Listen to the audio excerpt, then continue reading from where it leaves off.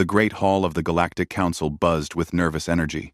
Thousands of alien representatives filled the massive chamber, their various forms creating a sea of colors and shapes that would have amazed any human who saw it. But today, fear hung in the air like a thick fog. Admiral Thexvar of the Hegemony stood at his command podium, his 6 arms moving quickly across holographic displays. His blue skin had turned pale, and his usually confident voice shook as he spoke to the emergency assembly. The collection fleet sent to Sol 3 has been silent for 2 standard months, he announced. All 47 ships, including the dreadnought Eternal Prophet, have stopped responding to our signals. Murmurs rippled through the crowd. The Sol system was nothing special, just another primitive world on the edge of galactic space. The humans who lived there were barely capable of space travel. They had been perfect targets for the Galactic Council's standard operating procedure. For 300 years, the Council had followed the same pattern with developing worlds. They would arrive with overwhelming force, establish trade agreements that favored the Council, and begin extracting resources and labor. The primitive species never had a choice: submit or face extinction. Earth had been no different when they first arrived. The humans had fought back, of course. They always did at first. But after a few cities were destroyed from orbit, they learned to cooperate. The Council had been harvesting from Earth ever since. Thexvar pulled up the official records on his display. The numbers glowed in the air above him for all to see. According to our ledgers, Sol 3 has provided the Council with significant resources over the past 3 centuries. We have collected 2.3 million humans for labor assignments across the galaxy. We have extracted 847 trillion credits worth of rare earth minerals from their homeworld. Their exotic matter reserves have powered 17 major construction projects. He paused, his large eyes scanning the crowd. The total debt Earth owes for the privilege of galactic membership now stands at 50 quadrillion credits. They are far from paying it off. I'm Vanri. The chamber erupted in discussion. How could such a primitive world threaten a Council fleet? The humans barely had fusion technology when they first encountered them. Their weapons were crude projectile systems that could not even scratch Council shield technology. Councillor Vexera of the Crystalline Syndicate rose from her seat. Her crystal body caught the light and threw rainbows across the nearby walls. Perhaps there was an equipment malfunction, she suggested. Or a natural disaster. These primitive worlds often have unstable solar activity. Other voices joined in agreement. It had to be something simple. The humans were not advanced enough to threaten Council forces. They were barely more than animals, useful only for manual labor and mining operations. But their discussion was interrupted by a sound none of them had heard in this chamber for over 1,000 years. The main doors of the assembly hall were opening without permission. The automated systems should have prevented any unauthorized entry, but somehow they had failed. Through the massive doors walked a group of beings that sent a chill through every alien present. They were humans, but not the broken slaves that the Council remembered. These humans walked with confidence and purpose. They wore uniforms of deep black with silver trim, and they moved with the coordinated precision of trained soldiers. At the head of the group was a human female, with dark hair pulled back severely. Her eyes were cold and calculating as they swept the chamber. Behind her walked 6 other humans, each carrying themselves like predators surveying their territory. The chamber fell completely silent. No one moved. Even the floating security drones seemed frozen in place. The human female approached the central podium where Thexvar still stood. She did not ask permission. She simply walked up the steps and placed a small crystal device on the speaker's platform. Thexvar backed away from her, his 6 arms trembling. "I am Ambassador Elena Vasquez of the United Earth Coalition," she said. Her voice carried clearly through the chamber's sound system, reaching every corner of the vast space. "We received your collection fleet's message about our debt to the Galactic Council." She touched the crystal device, and holographic displays sprang to life around the chamber. Numbers and images filled the air, but these were not the Council's usual financial records. "We have spent considerable time reviewing your accounting methods," Vasquez continued, "and we have found several errors in your calculations." The displays showed images that made many of the aliens look away. Human children being loaded onto transport ships, cities burning under orbital bombardment, vast mining operations that had turned green worlds into barren rock. "According to our records," Vasquez said, her voice growing colder with each word, "the Galactic Council has stolen 2.3 million of our people. You have strip-mined our homeworld and destroyed our ecosystems. You have murdered millions and enslaved generations." The displays shifted to show something that shocked the aliens even more than the images of destruction. They showed the humans fighting back. Ships that looked like nothing the Council had seen before. Weapons that seemed to bend the laws of physics. Technologies that should have been impossible for such a primitive species to develop. "We have calculated the interest and damages on these crimes," Vasquez said, "and we have determined that you owe us a debt that cannot be measured in credits." She looked up at the thousands of alien faces staring down at her. Some showed fear. Others showed confusion. A few showed the beginnings of anger. "We have not come here to negotiate payment plans," she said. "We have not come to discuss terms or seek mercy from this council." Elena Vasquez reached into her uniform and pulled out a small device. With a single button press, the chamber's displays changed again. This time, they showed real-time images from across the galaxy, council worlds burning, fleets of human ships moving through space like schools of metallic fish. "We have come to discuss the terms of your surrender," she said. The chamber erupted into chaos. Aliens shouted in dozens of languages. Security drones finally moved.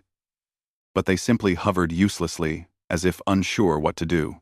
The great powers of the galaxy suddenly realized that their victims had grown teeth, and in the center of it all, Elena Vasquez stood calmly at the podium, waiting for the noise to die down so she could continue delivering humanity's response to 3 centuries of slavery and death. Captain Sarah Chen stood on the bridge of the UES Accountability, watching the tactical display as her fleet emerged from hyperspace. Before them hung the orbital fortress of Kepler Station, one of the hegemony's most important military bases. The massive structure bristled with weapons and shield generators, its dark metal surface reflecting the light of the nearby star. "Distance to target?" Chen asked her tactical officer. 40,000 kilometers, Captain. They're hailing us on all frequencies, demanding we identify ourselves and state our business." Chen smiled, but there was no warmth in it. "Tell them we're here to conduct an audit." The crew around her moved with quiet efficiency. They had done this 17 times in the past month, hitting Council military installations across 3 sectors. Each time, the aliens had expected the primitive humans to follow standard galactic warfare protocols. Each time, they had been wrong. "Captain, they're powering up their main weapons array," the tactical officer reported. "Plasma cannons and quantum torpedoes. Their shields are at full strength." "Understood. Begin the audit procedure." Chen's fingers danced across her command console. Around her ship, space itself seemed to ripple and bend. The humans had learned many things during their centuries of forced labor in Council facilities. They had worked in their shipyards, their weapons factories, their research laboratories. The aliens had thought they were using slaves, but they had actually been teaching their enemies. The orbital fortress opened fire first. Beams of superheated plasma lanced out toward the human ships, weapons that could cut through most known materials like butter. But the energy beams simply bent around the human vessels, diverted by gravitational fields that should not have been possible to generate. "Their quantum torpedoes are armed and incoming," the weapons officer reported. 24 warheads, full spread pattern. "Deploy countermeasures," Chen ordered. The torpedoes streaked toward the human fleet like angry wasps. But as they approached their targets, something strange happened. The warheads began to slow down, their quantum engines sputtering and failing. Within moments, they had stopped completely, hanging in space like dead metal. "How?" whispered the tactical officer. Chen's smile grew wider. "We've been maintaining their quantum engines for 300 years. We know exactly how they work. And more importantly, we know how to make them stop working." The human fleet moved forward, their ships gliding through the fortress's defensive fire like it was nothing more than light rain. As they approached the station, more human vessels began appearing from hyperspace. Dozens of them. Then hundreds. The aliens had never seen anything like it. Admiral Thexvar's voice crackled over the communication system from his command center deep inside the fortress. "This is impossible. Your technology is centuries behind ours. How are you doing this?" Chen activated the main view screen, allowing the hegemony commander to see her face. "Admiral Thexvar, we meet again." "Vaughn." The alien's 6 arms trembled as he recognized her. You were assigned to Maintenance Base 7. You're a slave." "I was a slave," Chen corrected him. "For 23 years. I maintained your ship engines. I cleaned your weapon systems. I repaired your shields when they broke down. And every day, I learned something new about how your technology works." The human fleet had surrounded the orbital fortress now. The massive station's weapons were still firing, but every shot missed its target. The aliens were learning what it meant to fight an enemy that understood their technology better than they did. "You want to know how we're doing this?" Chen asked. "It's simple. We've been your technicians for 3 centuries. We know where every weak point is. We know which systems fail first under stress. We know exactly how to turn your own weapons against you." On the tactical display, Chen could see human boarding pods launching from her fleet. They moved fast, too fast for the station's point defense systems to track.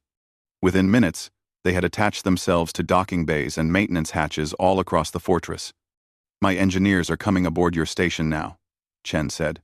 "They're going to conduct a full audit of your military capabilities.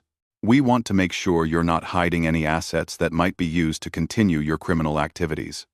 Explosions began flashing across the fortress's hull as the human boarding teams breached the outer defenses. But these were not random attacks. Each explosion was precisely placed to disable specific systems, weapons, shields, life support, to military sections, while leaving civilian areas untouched. "Stop this!" Thexvar shouted. "We can negotiate. The Council has resources, territory, technology you could use." "We already have your technology," Chen replied. "We've been maintaining it for centuries, remember? And we've made some improvements." -die. The fortress's main reactor began fluctuating as human engineers reached the engineering sections, but instead of destroying it, they were modifying it. Within hours, the station's own power systems would be under human control. "As for territory," Chen continued, "we're not interested in conquest. We're interested in justice." More human fleets were appearing on long-range sensors. They were hitting Council installations across the galaxy simultaneously, using the same tactics. Strike fast, disable the defenses, take control of the infrastructure. The aliens were learning that their former slaves had been paying attention to more than just maintenance procedures. "The Galactic Council kept very detailed records of their activities," Chen said. "We've reviewed them all. We know which species participated in the slave raids. We know which worlds provided the ships and weapons. We know who gave the orders and who carried them out." The orbital fortress's shields finally collapsed as human engineers reached the shield generators. But instead of destroying them, they reprogrammed them. Now the station was trapped inside its own defensive barrier, with humans controlling the frequency. "This is just the beginning, Admiral," Chen said. "We're conducting similar audits at 47 other Council installations right now. By the end of the week, we'll have complete records of all Council military assets. Thexvar's image flickered on the screen as human teams took control of the communication systems. You can't fight the entire galaxy. The Council has thousands of worlds, millions of ships. We know exactly how many ships you have, Chen replied. We built most of them. Remember? And we know exactly where they are, because we've been monitoring your communications for decades. The captain gestured to her communications officer, who opened a new channel. Suddenly, the view screen showed images from across the galaxy. Council fleets burning in space. Fortresses falling one by one. The systematic dismantling of an empire that had ruled through fear for millennia.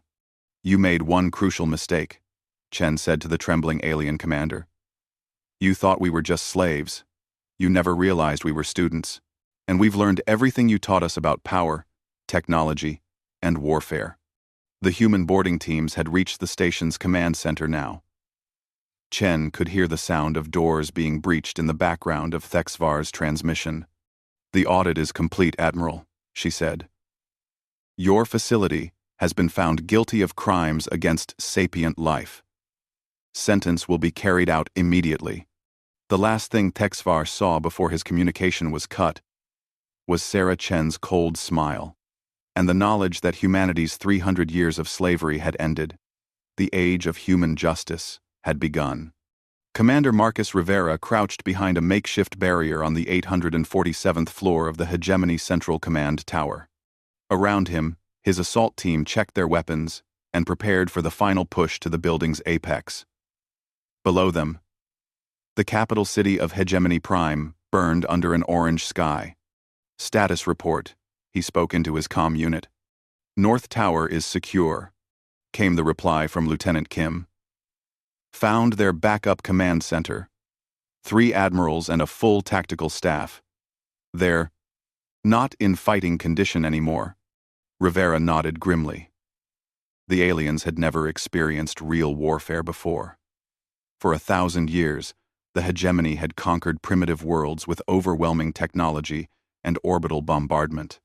They had never faced an enemy that could fight back on equal terms. What about the orbital defense platforms? Rivera asked. All 17 platforms are offline, reported Commander Singh from the orbital assault team. We've taken control of their quantum cannon array. The aliens are trapped on the surface. Through the smoke-filled air, Rivera could hear the sounds of battle echoing across the city. But it was not the chaotic noise of desperate fighting. It was the systematic sound of a coordinated military operation. Human forces moved through the alien capital like a precision machine, neutralizing threats and securing objectives with deadly efficiency. The hegemony had made the same mistake as all the other council species.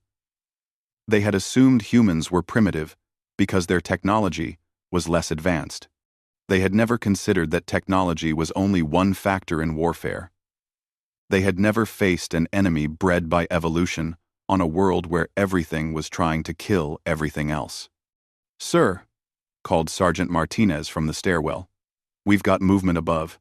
Sounds like they're setting up some kind of defensive position. Rivera smiled. After 300 years of slavery, humanity had learned patience. They had studied their captors, learned their weaknesses, and waited for the right moment. Today, all that waiting had paid off. Remember, he told his team, these beings have never experienced real combat. Their idea of warfare is pointing big guns at helpless targets and pulling the trigger. They don't understand tactics, adaptation, or improvisation. The human assault team moved up the stairwell like water flowing uphill. They had trained for urban combat on dozens of worlds, fighting against enemies that used every dirty trick in the book. The aliens had trained by shooting at stationary targets and running computer simulations. As they reached the 850th floor, pulse weapon fire erupted from ahead. The aliens had set up a defensive position in the main corridor, using overturned furniture and wall panels for cover. Their weapons were powerful enough to vaporize a human with a single hit. But the weapons never found their targets. Rivera's team flowed around the alien position like smoke. They used maintenance shafts, ventilation ducts, and emergency exits that the aliens had never considered. Within minutes, they had surrounded the defensive position and were attacking from 6 different directions at once. The hegemony soldiers panicked. They had never fought an enemy that could outthink them, outmaneuver them, and adapt faster than they could respond. Their formations collapsed as humans appeared from unexpected angles, using weapons and tactics that no Council military academy had ever taught them how to counter. Floor secured, Rivera reported as the last alien soldier surrendered. Moving to final objective. The top of the tower housed the hegemony's ultimate command center, where their High Admiral controlled military operations across 3 galactic sectors. It was supposed to be impregnable, protected by layers of security systems and automated defenses. But the humans had built those security systems. They had installed the automated defenses, and they had left themselves ways to bypass every single protection. Initiating maintenance protocol Omega, Rivera said into his wrist computer. Throughout the command center, security doors opened, defense turrets powered down, shield generators switched off. The aliens had been so confident in their technology that they had never considered the people who built and maintained it might one day use that knowledge against them. High Admiral Keth Moore stood in the center of his command chamber, his tall, thin frame trembling as human soldiers poured through doorways that should have been impossible to open. His pale green skin had turned almost white with fear. "This is impossible," he whispered. "Your species is barely out of the Stone Age. How are you doing this?" Rivera removed his combat helmet, revealing a face marked by years of hard labor and determination. "You're right, Admiral. When you first came to Earth, we were primitive. We had crude weapons and simple technology." He gestured to the destroyed command center around them. "But you made the mistake of taking us alive. You put us to work in your shipyards, your weapons factories, your military bases. You thought you were getting free labor. What you actually did was give us a 300-year education in galactic warfare." The human soldiers had secured the chamber now. Every alien officer was on the ground, their weapons confiscated. The great displays that had once shown hegemony fleets conquering primitive worlds now showed human forces systematically dismantling those same fleets. "You want to know what makes us dangerous?" Rivera asked. "It's not our technology. It's not our weapons.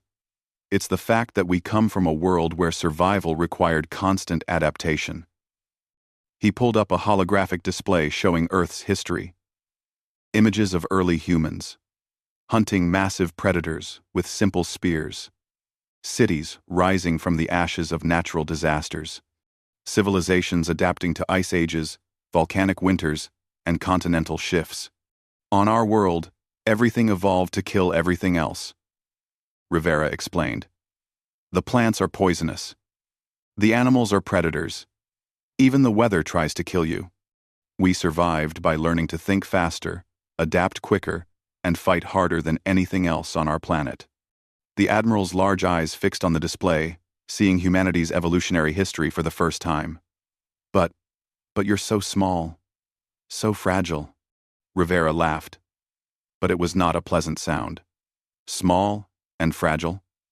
"Admiral, humans can run for hours without stopping. We can survive in environments that would kill most galactic species. We can eat things that are poisonous to other life forms.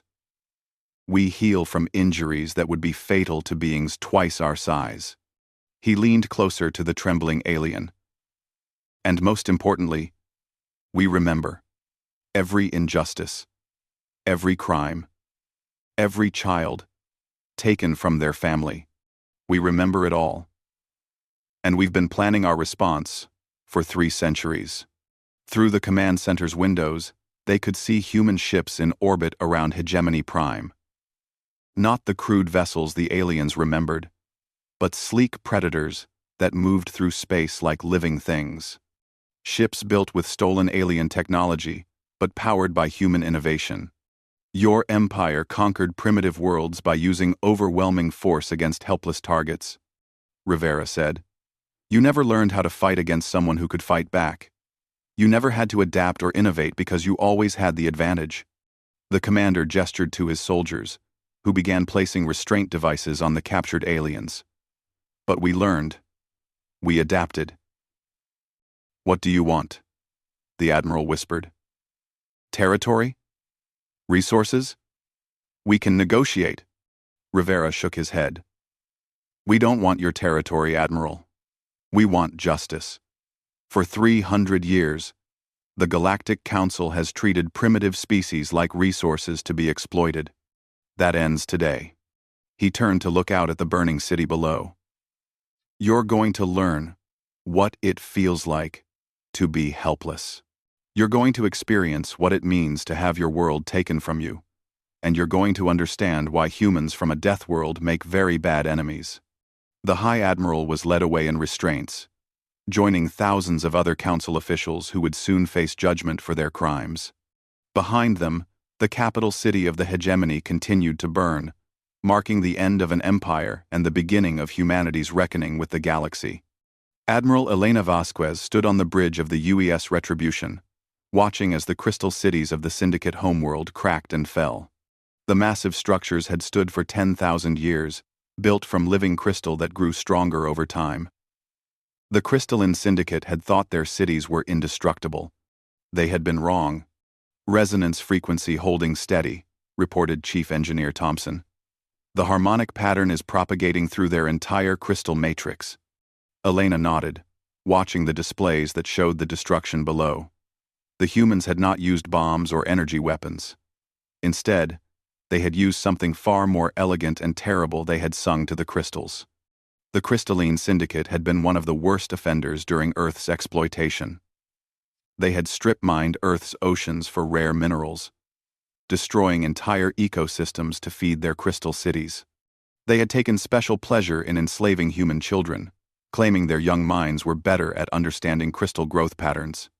But the humans had learned something during those centuries of forced labor. They had listened to the songs of Earth's whales, studied the way sound waves moved through water and crystal. They had discovered that every crystal structure had a natural frequency. And if you could find that frequency, you could make the crystal sing itself apart. Ma'am, called the communications officer. We're receiving surrender offers from 17 Syndicate worlds. They're asking for terms. Tell them to review the terms we sent yesterday, Elena replied. Full reparations for all stolen resources. Return of all surviving human slaves. Complete dismantling of their military fleet. And they will submit to human oversight for the next 50 years. Through the view screen, she could see Syndicate ships fleeing their doomed homeworld. The crystal beings inside those ships had never experienced fear like this. For millennia, they had been the ones destroying other worlds, taking what they wanted from primitive species. Now they were learning what it felt like to be helpless. Admiral, came a voice from behind her. Elena turned to see Captain Rodriguez approaching with a data tablet. Intelligence report? From the hive mind front. Elena took the tablet and scrolled through the information.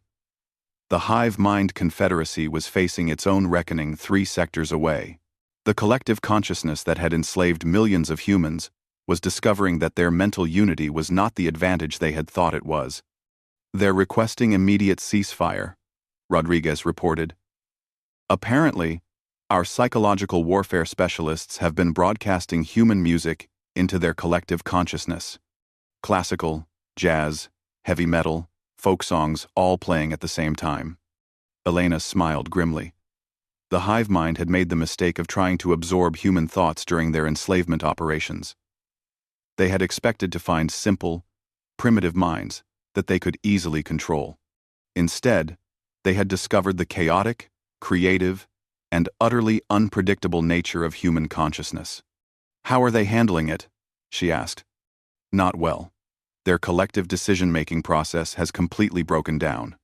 They're experiencing what their psychologists are calling cognitive discord. Apparently, human thoughts are too random and emotional for their system to process. Elena remembered the intelligence reports about human slaves who had been connected to the hive mind network.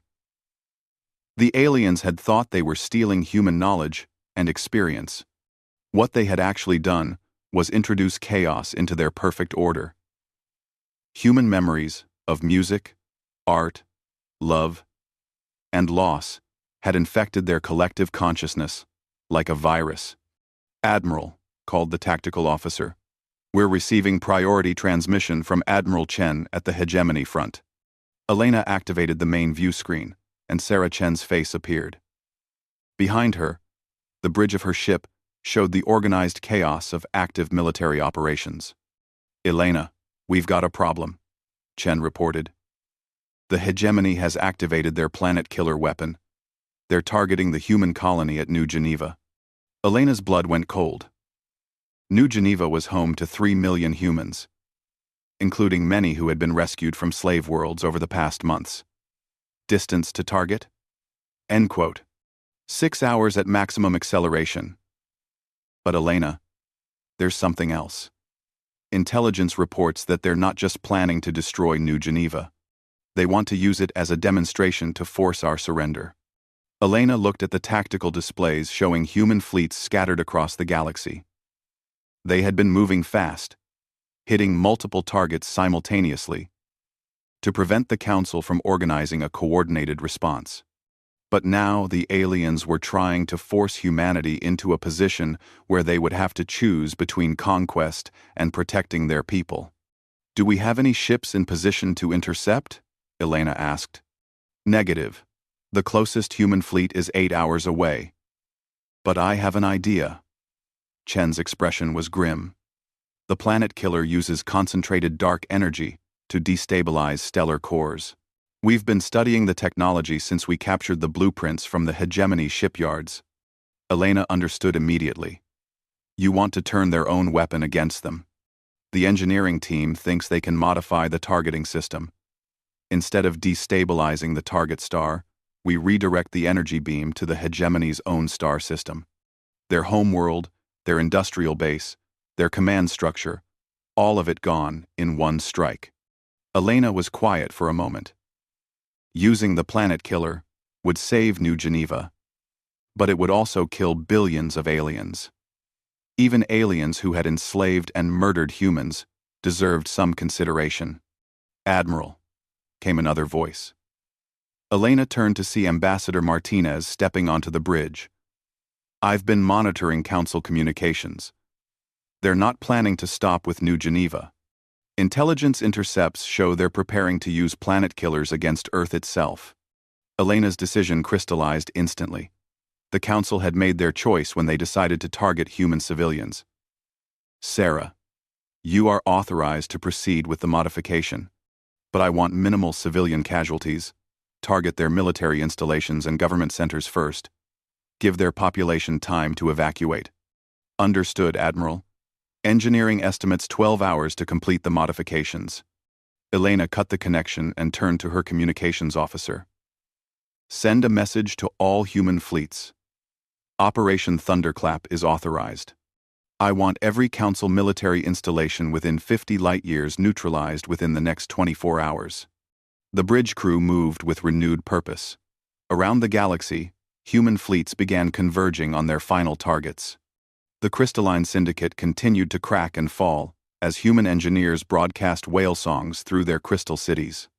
The hive-mind confederacy writhed in confusion as human memories of laughter and tears corrupted their collective thoughts. On her personal communication channel, Elena received a message from Earth Command. The message was simple. "The children are coming home." She looked out at the stars, thinking of all the humans who had been taken from their families over the centuries, the slaves who had died in alien mines and factories, the children who had grown up never knowing their homeworld. "Begin the final phase," she ordered. "It's time to end this." The great empires of the galaxy were falling, one by one, and in their place, humanity was building something new, a galaxy where the strong would protect the weak, where justice would replace exploitation, and where the crimes of the past would never be repeated. The reckoning had begun. 5 years had passed since the fall of the Galactic Council, and Ambassador Elena Vasquez stood in the rebuilt chambers of what was now called the Assembly of Free Worlds. The massive hall looked very different from its previous incarnation. Gone were the towering platforms where the council species had looked down on lesser beings. In their place stood circular seating arrangements where representatives from hundreds of species sat as equals. Elena walked to the central podium, carrying a simple document that would reshape galactic civilization. Around her, alien delegates watched with a mixture of respect, fear, and hope. The survivors of the old empires sat beside representatives from species that had been enslaved for millennia. Former victims now stood as equals with their former oppressors. 5 years ago, Elena began, her voice carrying clearly through the chamber's new acoustic systems. This hall was the center of an empire built on exploitation and slavery. Species with advanced technology preyed upon those who could not defend themselves. The strong took from the weak and called it civilization. She paused, looking at the faces before her. Many were alien species she had never seen before the liberation. They had been hidden away on primitive worlds, some not even knowing that other life existed beyond their own star systems. Today, we gather to establish something different. Not another empire that rules through fear, but a compact between free peoples who choose to work together as equals. Elena activated the chamber's main display, showing the document that had taken 2 years to negotiate. The Terra Compact was written in over 400 languages, its terms simple enough for any species to understand. Article 1, she read aloud. No sapient being shall be held in slavery or involuntary servitude. No species shall be exploited for the benefit of another. All sapient life has the right to freedom and self-determination.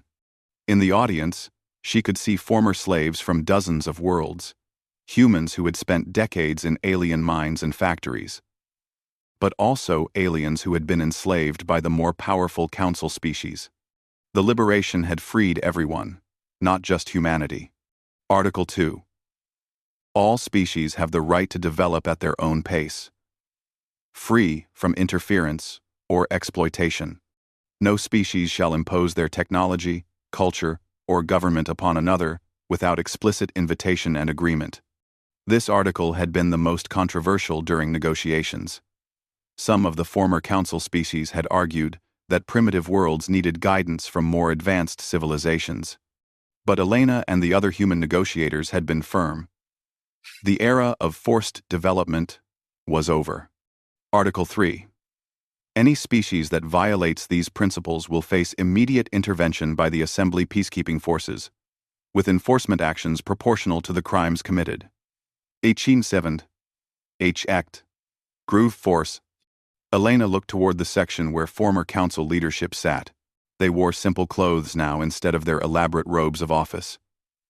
Many had spent years in rehabilitation centers, learning what their victims had experienced. Some had been changed by the experience. Others remained unrepentant, held in check only by the human monitoring stations that watched every system. The Assembly recognizes that justice and vengeance are different things. Elena continued. Our goal is not to replace one empire with another, but to create a system where such empires can never rise again. She activated another display showing the current galactic map. Human ships patrolled trade routes and primitive systems, but they did not claim territory or establish colonies. Instead, they served as guardians, protecting developing worlds from the kind of exploitation that had once seemed normal. The Assembly peacekeeping forces will be commanded jointly by representatives from all member species. However, given humanity's experience with both slavery and liberation, humans will serve as the primary enforcement arm until other species can be trained and equipped to share this responsibility. In the 5 years since liberation, thousands of humans had volunteered for peacekeeping duty. Many were former slaves themselves, people who understood the cost of allowing predatory species to operate unchecked. They served not as conquerors, but as protectors, ensuring that the galaxy's new freedom would be preserved. Article 4. All species that participated in the exploitation of others must provide full reparations for damages caused. This includes returning stolen resources, providing aid to damaged worlds, and submitting to monitoring to ensure compliance with assembly law. The reparations had already begun. Worlds that had been strip-mined were being restored using technology from the species that had damaged them. Enslaved populations had been returned to their homeworlds with resources to help them rebuild. It would take generations to fully heal the damage, but the process had started. Article 5.